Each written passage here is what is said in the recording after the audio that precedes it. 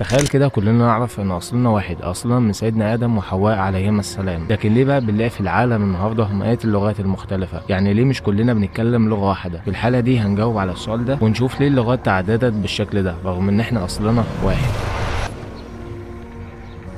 من المفترض ان سيدنا ادم وحواء عليهما السلام كانوا بيتكلموا بلغه واحده، اللغه اللي كانوا بيتكلموا بيها اسمها السريانيه. طبعا انت كده اول مره تسمع عن اللغه دي في ناس قالت ان هي اللغه اليونانيه، وناس ثانيه قالوا لا دي اللغه العبرانيه، وناس ثالثه قالوا لا دي اللغه العربيه، والله اعلم هي انهي لغه فيهم. ولكن على اي حال دي كانت اللغه اللي هم كانوا بيعبروا بيها عن افكارهم واحتياجاتهم. لما البشر بدأوا ينتشروا في مناطق مختلفه من العالم، كل مجموعه كانت بتعتزل في منطقه معينه. مع مرور الوقت بقى العزله الجغرافيه دي خلت كل مجموعه تطور لغتها الخاصه. البيئة برضه كانت بتلعب دور مهم جدا. مثلا بعض المجتمعات اللي كانت عايشة في الغابات أو الصحاري قدروا إن هم يطوروا لغات بتعبر عن طبيعة حياتهم، يعني لغات بتكون مليانة كلمات مرتبطة بالطبيعة اللي حوالين منهم. لما المجتمعات بدأت تتفاعل مع بعضها البعض من خلال التجارة مثلا أو الحروب، حصل نوع من الدمج والتغيير في اللغات. كل مجتمع كان بيضيف كلمات وأفكار جديدة للغة بتاعته. عاوز أقول لك يا صديقي إن اللغات كمان بتتغير مع الوقت. اللغة اللي إحنا بنتكلم بيها دلوقتي مش هي نفس اللغة اللي أجدادنا كانوا بيتكلموا بيها. لو رجعنا مثلا بالزمن وسمعنا اللغة العربية من 1500 سنة هتلاقي فرق كبير جدا. ايام الرسول محمد صلى الله عليه وسلم كانوا بيتكلموا باللغه العربيه الفصحى، في حين ان احنا في مصر دلوقتي بنتكلم لغه عاميه خاصه بينا. ولكن خليني بقى اسالك سؤال، ايه اللي يخلينا ان احنا نحس باهميه تعدد اللغات؟ وليه الموضوع ده مش مجرد فرق في الكلام وخلاص؟ وده بيجي عن طريق حاجتين. اول حاجه تعبير عن الهويه. اللغه مش مجرد وسيله للتواصل، لكنها كمان جزء من الهويه الثقافيه لكل مجتمع. اللغه بتعكس طريقه تفكير الناس، معتقداتهم وعاداتهم وهكذا. وتاني حاجه الثقافه والمعرفه. اللغات المختلفه بتدينا فرصه ان احنا نتعرف على ثقافات وتجارب متنوعة. كل لغة بتعبر عن رؤية فريدة للعالم، وده طبعا بيزود من فهمنا للحياة. وفي النهاية طبعا بشكل عام تنوع اللغات ده وجه نتيجة لرحلة طويلة جدا. وبالرغم بقى من اختلاف لغاتنا ولكن كلنا بنتشارك في أصل واحد وتاريخ مشترك. لو حسيت بقى ان الإجابة فادتك فدوس اشتراك، ولو انت عندك سؤال عاوزين احنا نعمل عنه حلقة ان شاء الله اكتبوا لنا تحت في التعليقات، وخليك جاهز للسؤال الجاي وهتلاقي الإجابة معانا دايما ان شاء الله. كان معاكم حسن رضا، السلام عليكم.